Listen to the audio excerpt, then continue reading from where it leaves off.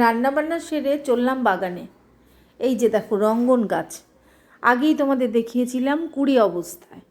আজকে একটা কুড়ি মানে একটা থোকা ফুটেছে, তাই কালারটা দেখাবো। এই যে কালারটা শুধু দেখো, একদম দুধে আলতা। কথা দিয়েছিলাম ফুল ফুটুক দেখাবো, তাই আজ দেখিয়ে দিলাম। ভীষণই সুন্দর, কুড়িতে তো ভর্তি। সত্যি বলতে মন ভরে যায়, নিজের হাতে গাছ বসিয়ে সেই গাছে এরকম ফুল ভাবা যায় না।